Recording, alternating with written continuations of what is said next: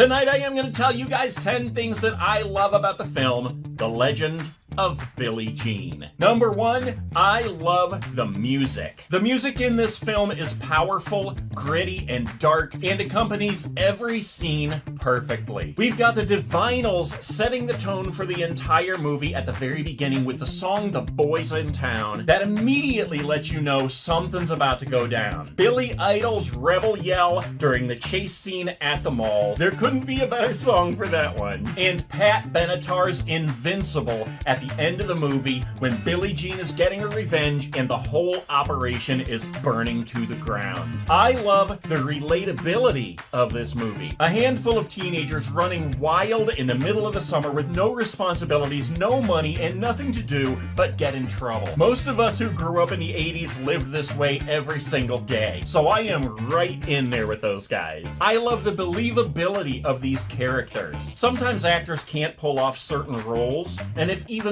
one of them can't pull off their role correctly, it kind of kills the movie for me. Everyone in this film pulls off their character perfectly. I believe that each character is the person who that actor is portraying. I believe that Binks and Billie Jean are brother and sister. I believe that Hubie Pyatt is a spoiled brat. I believe that Mr. Pyatt is an obnoxious, self-centered, male chauvinist pig. And when Putter jumps in the car and brings her entire marble collection with her, as stupid as that sounds, she plays it so well that I fully believe that's something her character would do. I love Binks' 1984 Honda Elite scooter. Now granted, if it weren't for this movie, I probably wouldn't care a thing about that scooter. But because of this movie, it is an absolutely iconic prop. I've considered buying one myself several times over the years. Even about a month ago, I found one that was perfect condition, and I regrettably passed on it, but it always makes me wonder if the one from the movie is like rotting away in a junkyard somewhere. I love the mall in this movie. Not only is the entire mall scene absolutely awesome, but I grew up in a time where the mall was the place to be. They were always packed shoulder to shoulder, and teenagers went there just to hang out. Walden Books, Merry-Go-Round, Spencer's Gifts, Foot Locker, and most of all, the food court. Orange Julius, Hot Sam's, Cinnabon, McDonald's, Burger King, Taco Bell, Sakio Japan, Napoli Pizza, American Cookie Company,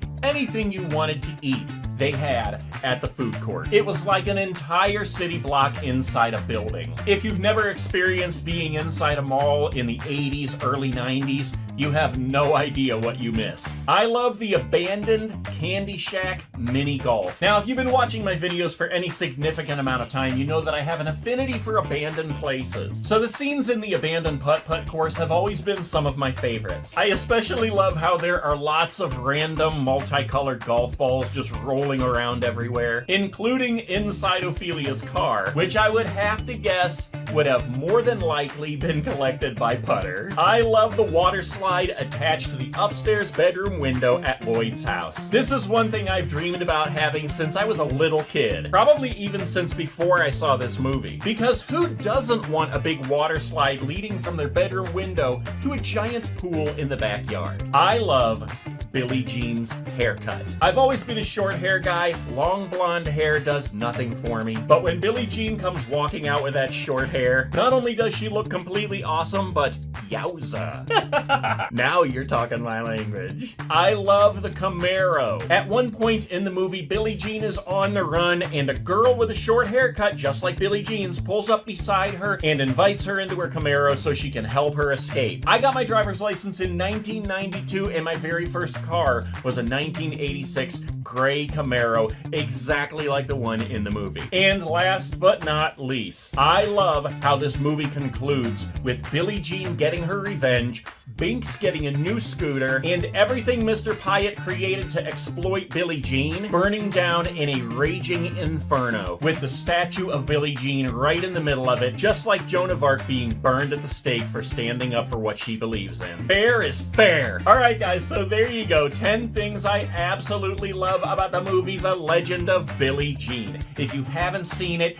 go get the VHS, go get the DVD, go get the Blu-ray or the 4K if it even exists, or search it up on your favorite streaming platform and watch it right now.